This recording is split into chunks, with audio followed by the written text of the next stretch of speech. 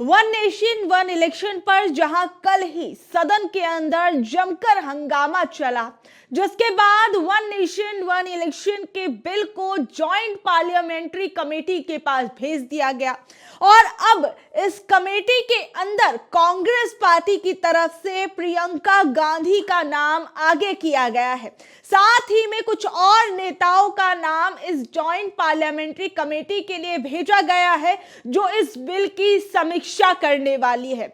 दरअसल जिस तरीके से एक देश एक चुनाव को लेकर बीजेपी पार्टी लगातार इस कोशिश में है कि देश के अंदर एक साथ एक ही समय पर लोकसभा, विधानसभा और निकाय चुनावों को कराया जाए, इसे लेकर विपक्ष का कहना है कि सरकार इसके जरिए लोकतंत्र को खत्म करना चाहती है और अपनी तानाशाही चलाना चाहती है। और अगर देश में एक ही समय पर सारे चुनाव हो जाएंगे तो जनता को अपनी बात रखने का मौका नहीं मिल पाएगा, ना वो अपने जो सरकार है उससे ज्यादा सवाल कर पाएगी और इससे क्षेत्रीय पार्टियों के लिए खतरा बढ़ जाएगा। और अब इसे लेकर जो जेपीसी बनाई गई है, इस जेपीसी के अंदर कांग्रेस पार्टी ने प्रियंका गांधी का नाम भी सजेस्ट कर दिया है। इसके अलावा मैं आपको बता दूं, कांग्रेस ने जेपीसी के लिए 4 सांसदों के नाम नॉमिनेट किए हैं। इनमें प्रियंका गांधी के अलावा मनीष तिवारी, रणदीप सिंह सुरजेवाला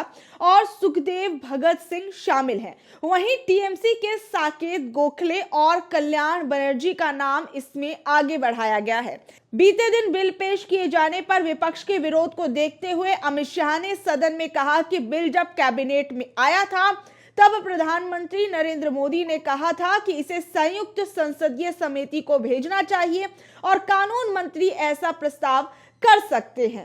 वहीं मैं आपको बता दूं कि इस बिल को पेश करने के पक्ष में 269 और विपक्ष में 198 वोट पड़े थे।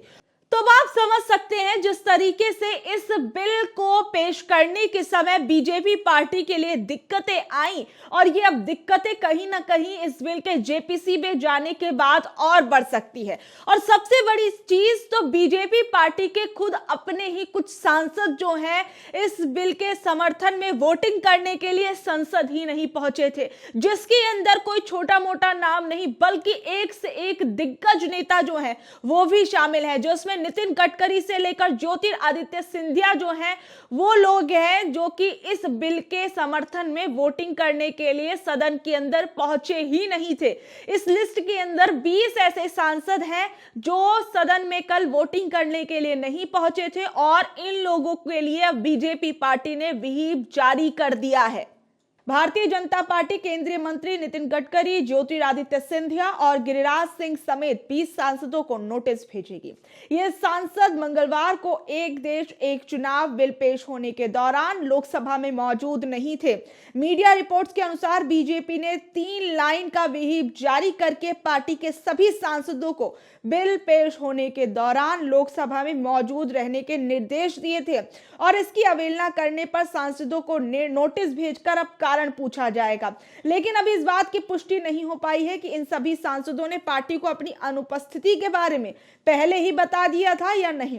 अब मैं आपको यह भी बता दूं कि जो लोग कल गैर हाजिर थे उन नामों में शुमार हैं केंद्रीय मंत्री गिरिराज सिंह, नितिन गडकरी, ज्योतिरादित्य सिंधिया, सीआर पाटिल, शांतनु ठाकुर, जगदंबिका पाल, बीवाई राघवेंद्र, विजय बघेल, उदय राजे भोसले, जगन्नाथ सरकार, जयंत कुमार रॉय, वी सोमन्ना सी चिंतामणि महाराज समेत कुल 20 सांसद सदन में मौजूद नहीं थे।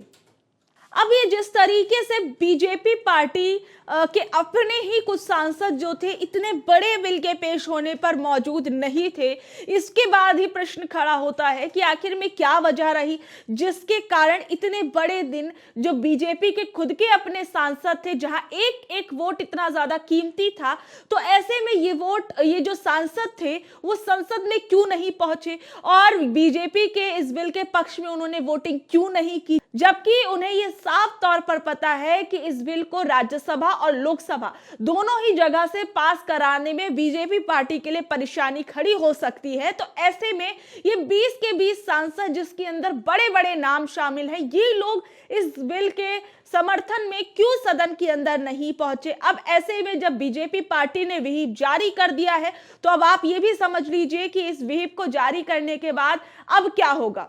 व्हिप मैं आपको बता दूं कि 3 तरह के होते हैं। एक लाइन, इसमें बस एक लाइन में दिशा निर्देश होता है। यह आमतौर पर वोट की स्थिति में होता है जिसमें सदस्यों को बताया जाता है कि वोटिंग में क्या करना है।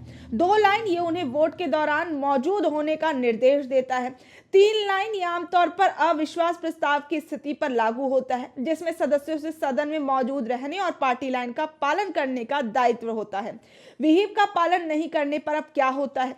अगर पार्टी सदस्य ने पार्टी व्हिप की अवमानना की है और उसे नहीं माना तो उसकी सांसद की सदस्यता या विधायक के तौर पर स्थिति खतरे में भी पड़ सकती है। दल बदल रोधी कानून के तहत उसे अयोग्य घोषित किया जा सकता है। लेकिन अगर ऐसी स्थिति में किसी पार्टी के 1/3 सदस्य व्हिप को तोड़ते हुए पार्टी लाइन के खिलाफ वोट करते हैं तो मान लिया जाता है कि वो नई पार्टी बना चुके हैं। इस बीच में कांग्रेस के सांसद मनीष तिवारी ने वन नेशन वन इलेक्शन पर अपना बयान देते हुए कहा कि एक देश एक चुनाव बिल संविधान के मूल ढांचे पर हमला है। बिल को पेश और स्वीकार किया जाना वैधानिक नियमों के खिलाफ है। मेरी अपील है कि इसे वापस लिया जाए। अब आप ये भी समझिए कि आखिर में बिल को पास होने के लिए जिस 2/3 बहुमत की बात की जा रही है उसमें आंकड़े कितने होने चाहिए, कितना संख्या होनी चाहिए जिसके जरिए बीजेपी पार्टी का वन नेशन वन इलेक्शन का सपना जो है वो साकार हो पाएगा। और अगर पार्टी फिर अगर नंबर गेम में फिर फेल हो जाती है तो उसका वन नेशन वन इलेक्शन का सपना चूर चूर हो जाएगा। तो दरअसल लोकसभा की 543 सीटों में एनडीए के पास अभी 292 सीट हैं। 2/3 बहुमत के लिए 362 का आंकड़ा जरूरी होता है। वहीं राज्यसभा की 245 सीटों में एनडीए के पास अभी 112 सीटें हैं। वहीं 6 मनोनीत सांसदों को भी उसे समर्थन है, जबकि विपक्ष के पास 85 सीटें हैं। 2/3 बहुमत के लिए 164 सीटें जरूरी हैं। सूत्रों के अनुसार केंद्र सरकार अब विधेयक पर आम सहमति बनाना चाहती है। सरकार इसे विस्तृत चर्चा के लिए संयुक्त संसदीय समिति या जेपीसी के पास भेज सकती है। अब जिस तरीके से प्रियंका गांधी इस जेपीसी के कमेटी में शामिल होंगी तो इसके बाद क्या कुछ होने वाला है। सबसे बड़ी चुनौती तो बीजेपी पार्टी के लिए यही है कि अब जो ये जॉइंट पार्लियामेंट्री कमेटी बनाई जा रही है इसके अंदर अब क्या कुछ होगा। बीजेपी के लिए सबसे बड़ी मुश्किल तो ये है। प्रियंका गांधी और कांग्रेस पार्टी लगातार वन नेशन वन इलेक्शन का विरोध करती हुई नजर आई है। अब देखना यह होगा कि वन नेशन वन इलेक्शन जिसे बीजेपी पार्टी 2019 या 2034 तक करवाने का सपना देख रही है वो कहां तक संभव हो पाता है। बहरहाल आप लोगों को यह खबर कैसी लगी नीचे दिए गए कमेंट बॉक्स में जरूर बताइएगा और ऐसी अपडेट से जुड़े रहने के लिए देखते रहिए online news Bharat. Online news Bharat को लाइक करें, शेयर करें, सब्सक्राइब करें। धन्यवाद।